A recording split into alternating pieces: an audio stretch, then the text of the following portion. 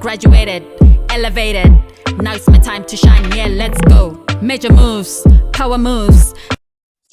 Hello and welcome to PhD Hard Talk. Thank you so much for wanting to have a conversation with me and the audience back at home. The main thing is, I'm just thinking, we've got, globally, not to focus on the US, globally, we've got individuals who are scared to say, I will work for an institution and I'll be the first. How am I going to be treated?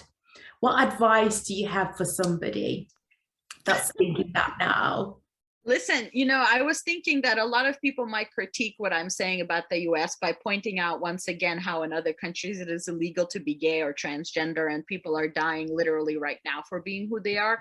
Yeah. And I see that battle as connected, because we got to fight it on all fronts. But for people who are struggling to enter institution, I mentor grad students all the time, right? Or people who want to go into grad school or into institutions, and I sound like I sound a little contradictory, because I say you belong here and don't let anyone tell you otherwise. But by design, these institutions are meant to feel like you don't.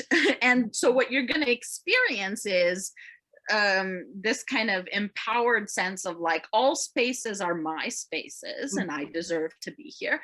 And then simultaneously you will experience racism and sexism and homophobia. And so I think that's the part where you gotta stop thinking about imposter syndrome, because that's a concept made up by two white women who were reflecting on the experiences of people of color in the academy, and they were wrong as always.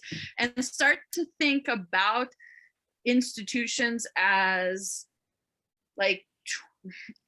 places of oppression, but that you can nevertheless enter at all times, no matter your dreams, right? So I'm just sort of like, as long as you go in prepared that this is going to take a lot more than what you thought, and as long as you go in being proud about your journey, and that's why I'm always like, you could quit, your mental health matters more, PhDs can do lots of things, whatever. So you belong, but be careful, you matter more than the institution. That is deep and profound. Thank you. I guess the one question that I've had, which is, do you think that education breaks the poverty cycle? Getting a master's, a PhD, for some people it allows them to travel around the world. For some people it allows them to get a better job. So in your opinion, what do you think? Oh my God, I have so many thoughts about this. This is a conversation around the myth of the middle class, which is ever shrinking, all over the world. It's also a conversation about social mobility. Do degrees offer that as an opportunity?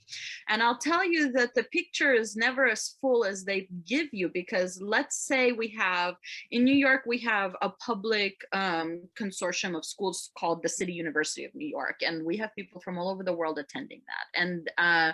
And they'll say, look at this data. These people came here, like me, I'm an immigrant, and I went to CUNY for my PhD. And you could say my mom works as a housekeeping maid at one of the hotels in Manhattan, and I am a PhD, who is doing all of this stuff, and I published a book, right?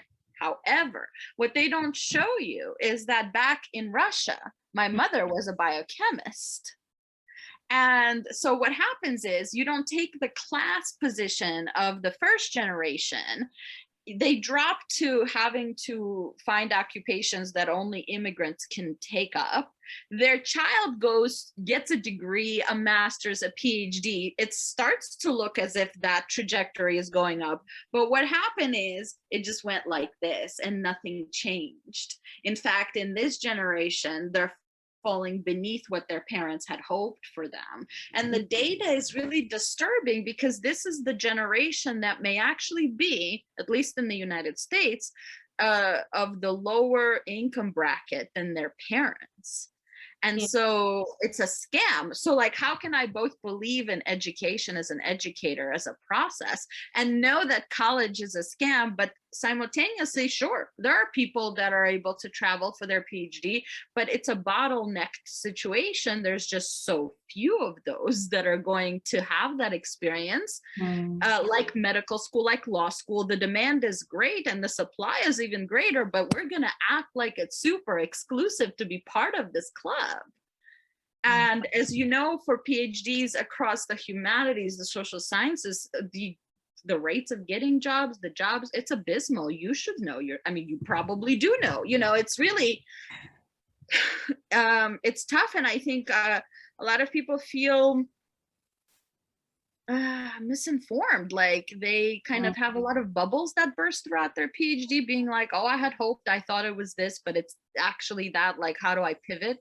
That's why TikToks like yours are good, and TikToks of people who have quit are good, so that folks are getting this info somehow. No, that's quite interesting. Thank you. And that was very insightful. I guess the last question, you'll be glad to know. No, I could talk for hours. Love it. Why did you think it's a great idea to come on PhD Hard Talk? And do you actually think it's beneficial, or call it a day, done, move on? I think taking all opportunities is beneficial. Small, medium, large, talking to people. I would not be where I am in life if I didn't say, hey, why not? To opportunities, to speaking engagements. I once ended up teaching a bunch of physicists at their annual meeting about why science isn't objective and is this white supremacist notion in the first place. It didn't go over too well, but you know what? There I was, and just kind of try to, if we remain flexible with our opportunities, we can spread our message further than it was intended to go. I have no idea who views this. I have no idea what comes of this, right? And I actually think that always living in that energy has brought me all of my opportunities. And so in June, if anyone wants to follow me on Twitter, they can under my first and last name. In June, I'm just going to set up a bunch of Zooms, 4 parts, and start teaching people for like $100 a series, and that way get the education to whomever wants it. And I just know, it's a dream, right? But I think that it's time for us to untangle ourselves from all of these ways that information has to be presented. And I could just as easily talk to folks from all over the world now about, like my one series is on sex, gender, and sexuality, and everyone who wants to learn about that. The other is on oppression and power, and everyone who wants to learn about that in an accessible way. And on LGBTQ politics, just like you asked. And so we're going to try it out and see.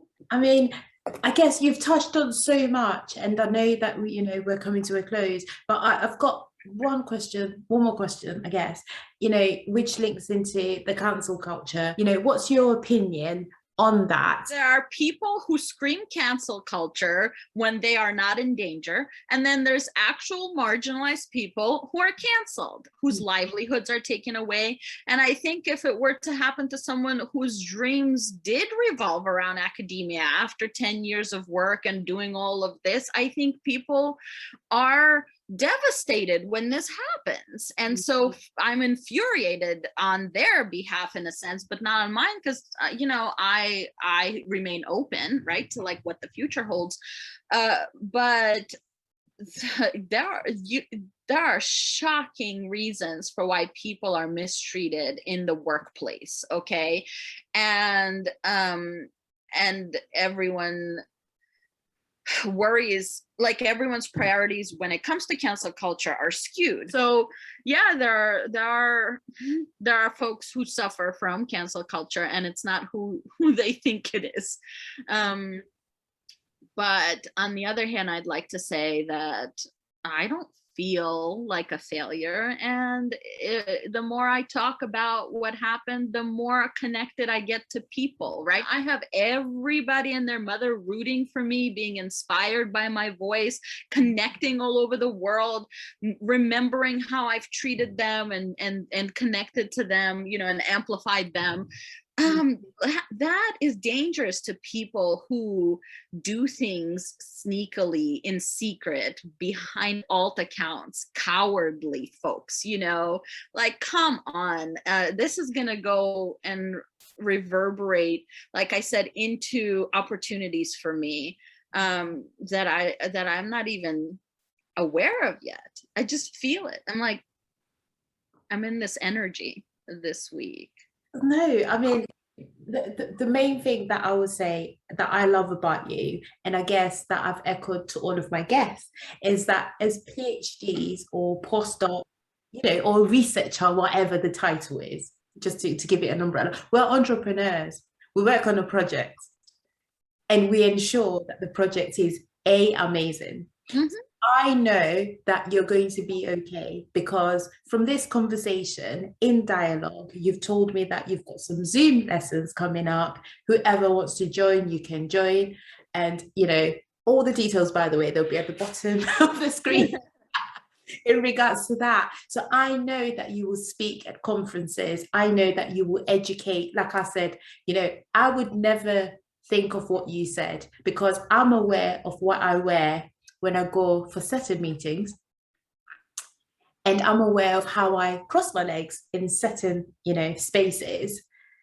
So therefore, that means I've conformed. And, you know, with what you're saying, I'm thinking, oh my gosh, all this time I had no idea, but now I know. And you're giving us a voice to challenge the status quo. So your book, again, the details will be at the bottom, you know, is important to us, all of us. It doesn't matter your background, as long as you've been put in a box and you want to get out of that box. I believe that this book is really important, and I've read it. So like it? Yes, I do. That's why I was interested in our, you know, to have this conversation essentially, and that's why I'm broadening it so that people see, because I related to it in a different way. Like I said, I've always wanted to give people a voice in education because I could see what we needed.